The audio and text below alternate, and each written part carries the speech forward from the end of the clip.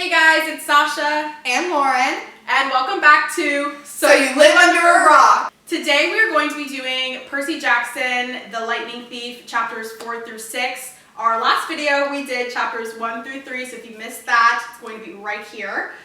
Nice. Linked, yeah. Hopefully, if editing is so going go check it out so you don't miss anything along the way. So yeah, should we get started? Let's get into it. Chapter 4, My Mother Teaches Me Bullfighting.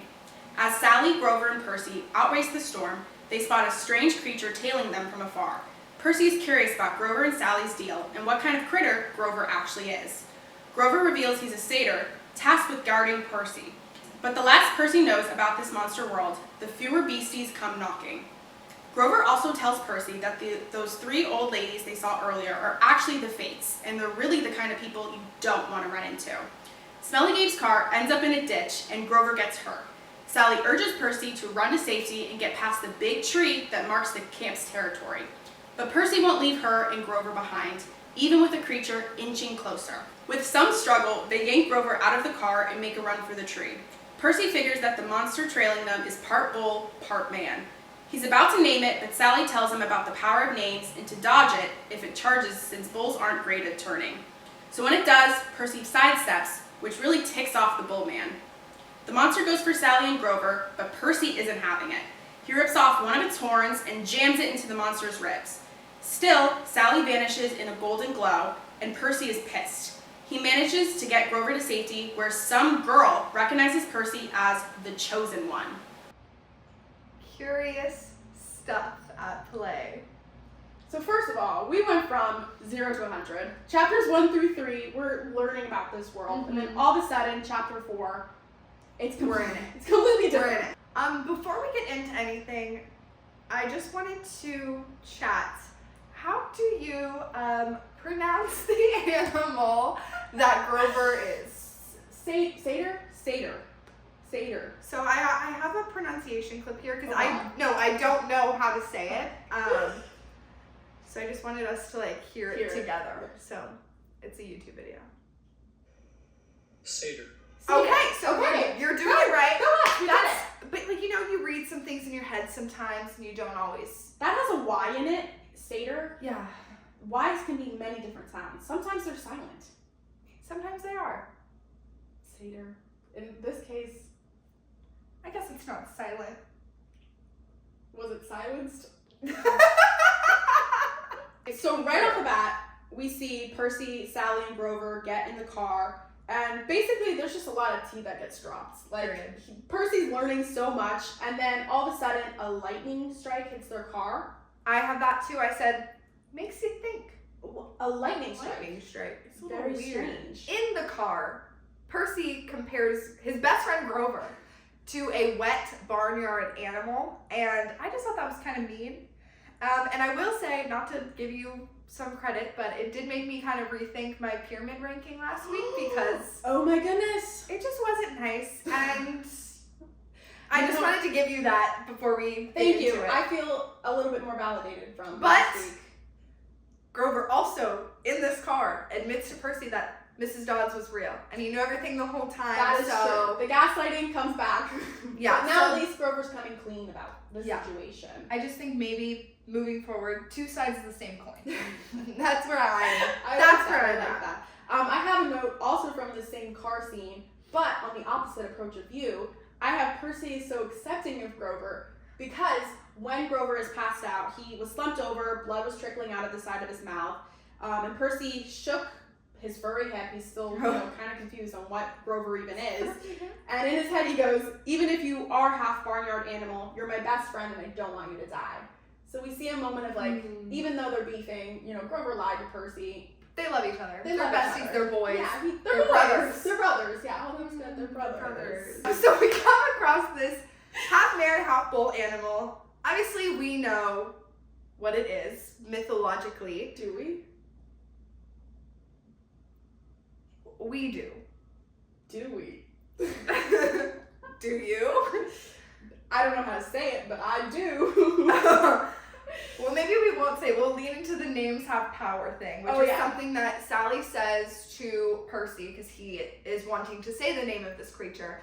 But, and you tell me, did that kind of feel a little He Who Shall Not Be Named Ooh, Harry Potter to you. Good comparison. And obviously, Harry Potter came out before, so there could be some, not saying. not saying. But there could be But it some influence. also made me think. I did Why a does lot of that? thinking this chapter. And then remember that car from our last episode that Sally worked her butt off to get so that they can go to Montauk? Yeah, that car is, It's gone. it's completely just I ruined. have, in my notes, I have, goodbye, Gabe's car. That's my only line. Goodbye, Gabe's car. But It maybe is it's what what it he is. deserves. It's karma. Yeah, It's not like karma. Gabe, it was karma. I thought it was interesting that Percy was so quickly able to defeat this critter after not knowing a single thing that this animal was real, not even knowing the full gravity of the situation, not having all the details. It was very Kills strange. him. I think also in the book, in this chapter, Percy also has a moment of, I have no idea how I'm able to do this. Let's set the scene. It's pouring rain. Right. It's night. Pouring rain. Oh. And so we just Pouring don't, rain. we just don't know how Percy's able to do this. But just to set the scene again, Pouring rain. God, you know what? I'm so glad you pointed that out because I did not put that together when I was reading this. That's okay. That's why there are two of us here. At the end of this chapter, Sally's gone. She has disappeared into there was a blinding flash, and then she was just simply gone. So, dead? Or just gone? Missing. My last note for this chapter, I have, who is this pretty girl with her blonde hair curled like a princess? Will she be a prominent feature? Will she be somebody to note? Chapter 5. I play Pinochle with a horse. After being nursed back to health, Percy is soaking in the beauty of the camp. But he's still upset because he thinks his mom might be gone thanks to what we now know is the Minotaur. Grover feels bad about not saving Percy's mom and thinking he's a lousy protector. Percy then meets the camp big shots. Mr. D, the camp director, was actually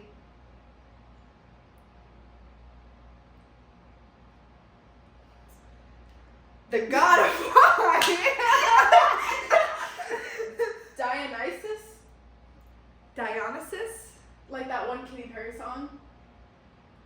That might not even be Katy Perry. It's like, Dionysus. I don't remember any of the words, and I'm really scared. Dionysus. Oh, it might be a Nessa Barrett song. Chiron, aka Mr. Brenner, and Annabeth, who's a longtime camper and daughter of Athena. We find out Chiron was at Percy's school to keep an eye on him after Grover tipped him off that Percy is special. They all play a game of Pinochle and chat about the presence and existence of Greek gods. Post-game, Chiron and Percy have a heart-to-heart about Mount Olympus and the whole Greek god situation. Chiron says Percy will learn more about himself after he gets settled into his cabin. Oh, and surprise, Chiron is a centaur.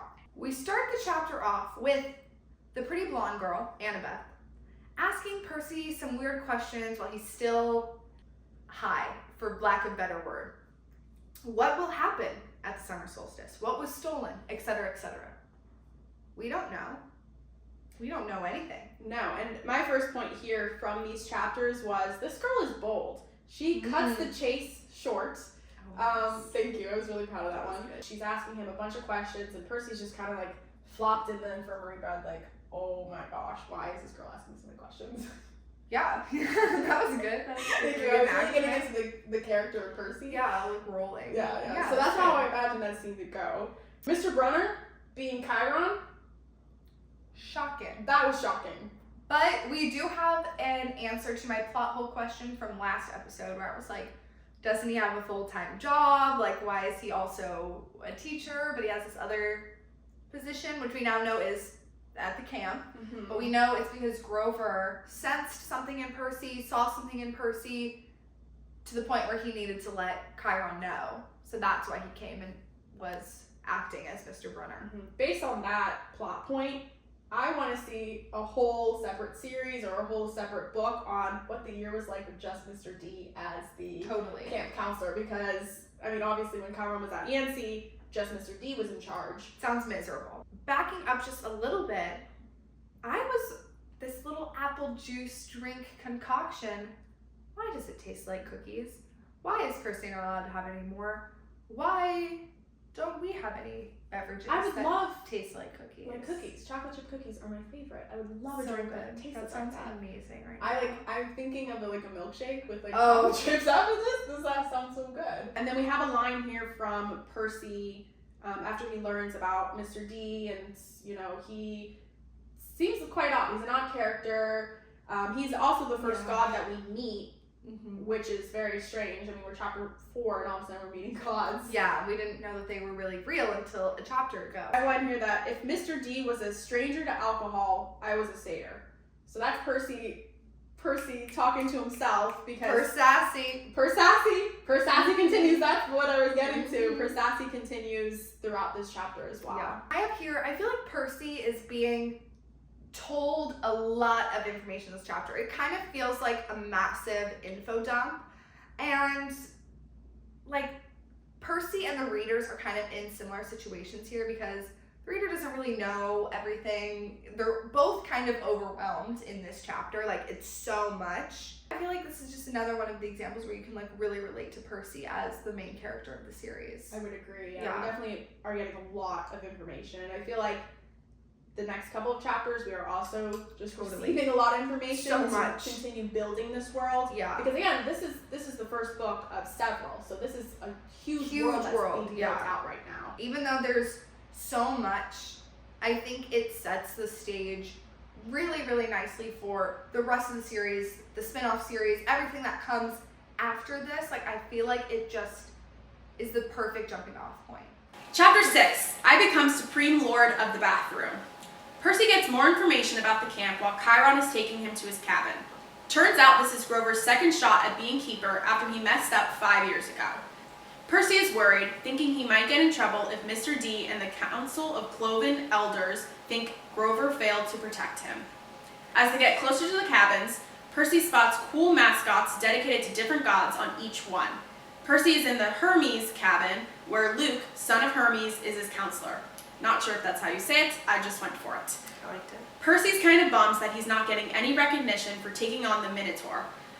Annabeth joins him outside and shares that the monsters don't really die because they don't have souls. They can come back, so Percy should call them kindly ones instead of using their names. While they're talking, Clarice, the daughter of Ares, comes along and tries to pick a fight with Percy and Annabeth in the bathroom.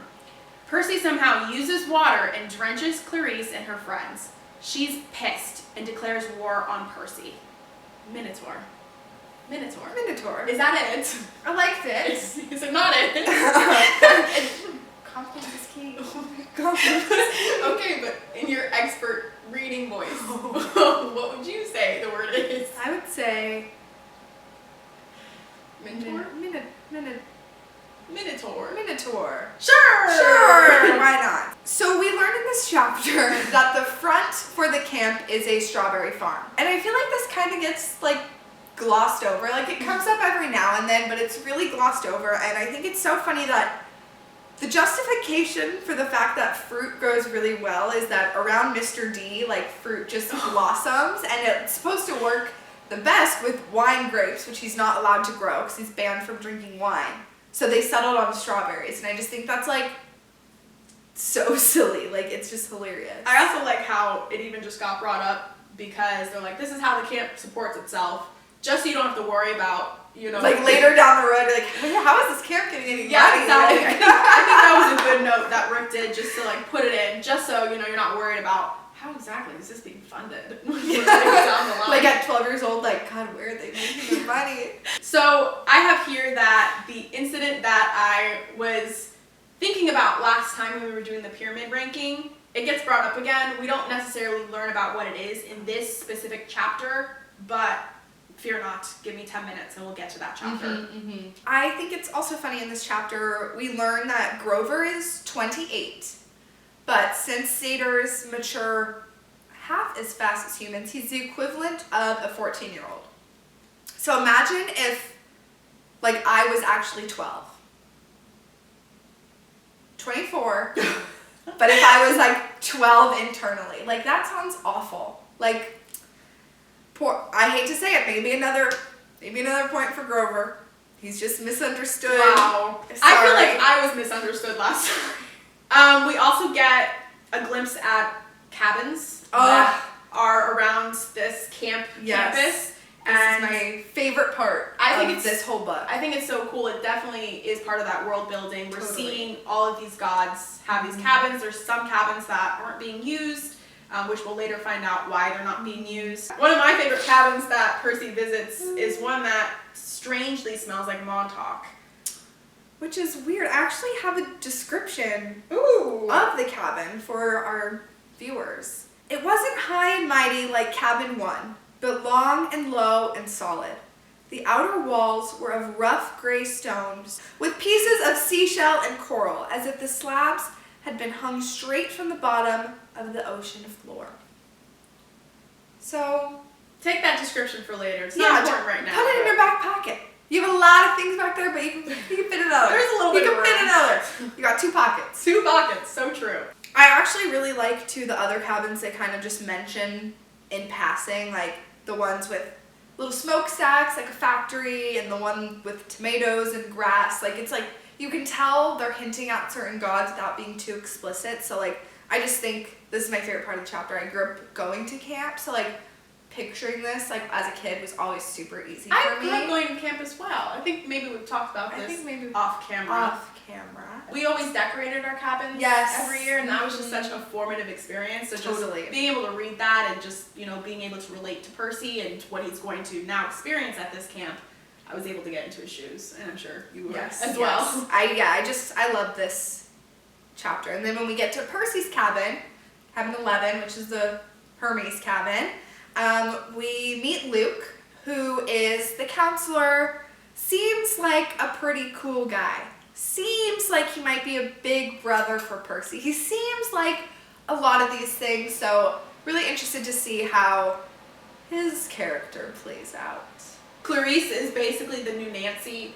She really doesn't think that Percy is worth any time, like he's Big 3 material, which Big 3 is a term that starts to pop up in this chapter and will remain to pop up over the next couple chapters. Yeah. And Big 3 just means that you were born to either Zeus, Hades, or Poseidon.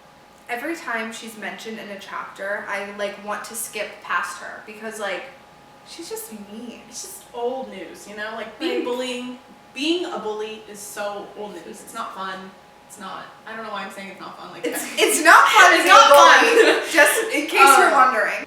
She takes Percy into the bathroom. Annabeth is just in the corner, cowering. Yeah. I didn't remember that she was in this scene just because it's weird that she's like there. She's just like, I imagine her she's like in the corner like this.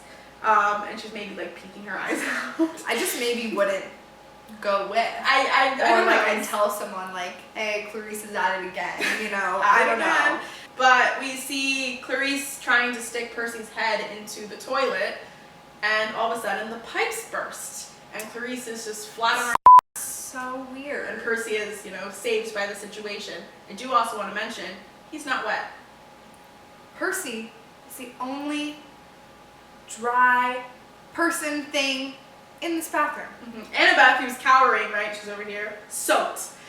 And I guess you'll just have to wait to find out what it all means. It's time for our pyramid. You'll notice this time around, there's nothing currently on the wall. Did you think we weren't going to do the pyramid because of that? Because we are. It's happening. Don't worry. Right now. Don't worry. Today, instead of just putting them on the wall, we already had predetermined who was going to be in those spots except for the top spot, which is what we discussed last time. But this time, we are going to discuss all the positions. Yay! Who do you have at the very bottom of your pyramid, Sasha? I have Clarice. I also have Clarice. Okay. I think that's an easy... That was an easy decision. In chapters 4 through 6, is bullying. She tried to shove Percy into a toilet. So, 7. The last spot is here. Who do you have next? I have Mr. D. I Oh. Just because I feel like we just met him and he is at the camp because he's being punished. Doesn't seem like a great guy. Doesn't seem like he should be. Seems also to be a bit of a bully. Has a negative energy about him that I just don't fully appreciate. Although this photo is a favorite. Yeah. Like, it might win him some more it's points. actually such a slay. It's really a slay. The next one, I have this character this far down just because I feel like, yes, they are involved, but they didn't really do all that much for me, at least in 4 through 6. Oh. He also was cosplaying as someone else for a while, so I have him too. like he doesn't really like do all the like he's so there, just he's for around. clarification, it's Kyra. It's Kyra. Surprise.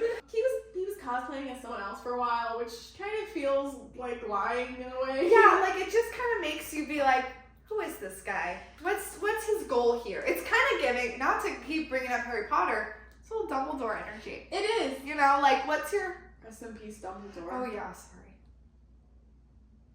But like, what's his motive? Exactly. Like, what is he doing? Next, and this might be a hot take. Ooh. But it might not be.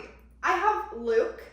Ooh. I have Luke in this spot because he's new. So we know he's not bad. We know he is going to be this kind of role model, big brother figure to Percy. He's kind of showing him the ropes. He's helping him out, but we don't really know enough about him yet. So I kind of put him here, middle of the pack, derogatory this time, not word to Sally Jackson. Just to kind of like be there. I had another placement for this spot. Who did you have? I had Annabeth. Annabeth was here. What? And yeah, so first reactions of Annabeth. Yeah, Percy describes this person as a princess, but I'm sorry, she was a little annoying. She is coming at Percy with all of these questions. Percy has no idea what's going on. Leave him alone. What if I told you I completely disagreed and had her in my 1 spot?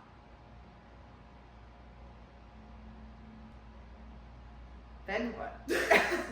Why do you think Annabeth shouldn't be 4th on the pyramid? And be 1st We know she's been at the camp a long time. So I think her coming to Percy with these questions and these whatever she has is just from her caring about the camp. Being ambitious. She wants to kind of fulfill the demigod vibe. She wants to go on a quest. She has all these things. But I think more than that, she's also telling Percy a lot about the camp. And it's kind of like giving it to him straight and isn't really like bullshitting him like other people. I think she has the makings of a really great friend, maybe more than friends. So, I don't know. I really was liking her. I liked her, but not that much. See, that's why I put her 4th. Just because I felt that as Percy's first experience with her, she was a little annoying, asking a lot of questions. Wow. So who do we think is 4th on this pyramid if we're at such a disagreement? I think we put Luke. Okay. Let's put Luke up.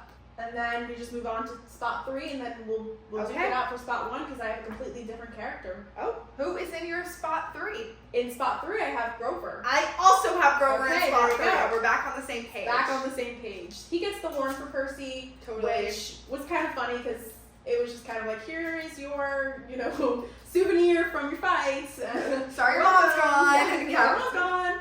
We definitely see a lot more of his anxiety in this chapter, but he still seems very side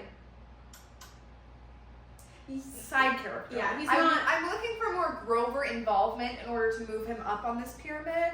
Because right now he's kind of just. He's around. I He's even around. have here, he doesn't do all too much in these chapters. Okay. Just really that moment was the horn for me when he got that for Percy. That's what got him this spot. My second spot, which I believe is the same for you, we have Percy. Yeah. He fights a Minotaur. He fights off Clarice. He is thrown into a completely different world. Mm-hmm. And he didn't cry. But I would do cry have him immediately. in the second spot because he's being a little whiny a little. You know what I mean? Like, I get it. Your world was turned upside down. Your mom's missing. I'm sorry your mom's missing. But, like, don't be a whiny Like, he's also 12. Let's give him that again. sorry. Okay, you're right. I keep forgetting he's not, like... If it was us, yeah, don't be a little whiny. But he's 12. His mom's gone. He doesn't know what's going on. His dad is his dad. He's got smelly Gabe. Yeah. I don't know. I think we'll be still- back in my one spot eventually, but right now, I was really vibing with Annabeth. Yeah, we need more growth, I think, for him. I now realize the mistake we made was not discussing who was going to be on these pyramids based on the characters in these chapters. We will fix that for another go. I'm curious, who is your top spot if it's not So the only other character we met this chapter? So I had Sally just because she's in chapter 4 and she literally gets evaporated. So she deserved the top spot in my head just because she's now like dead. So I was giving her the moment Like to in shine. memoriam? Yeah, like it was an in memoriam. So I'm okay with going with Annabeth because mine doesn't really seem real I anymore. think we'll add her to like the side, but like she really was there for a fleeting moment. And can I challenge even her being in the first spot? She knew all of this. She was in cahoots with Grover. But now she's gone. So that's why I gave her. I think I'm 2 for 2 with top of the pyramid. Yeah, she is. I'm 0 for 0. So these are our chapters 4 through 6 character rankings. These are going to change week by week as we get introduced to new characters. We learn more about these current characters and whatever we're feeling that week. Thank you everybody for watching along again. Be back next week as we continue to read through Percy Jackson, the Lightning Thief. In the meantime, follow us on wherever you get your social fix, Instagram, TikTok, and smash that subscribe button on YouTube. I wanted to say that last week, but I didn't get to. Oh, I did! Yay! All right, bye everyone!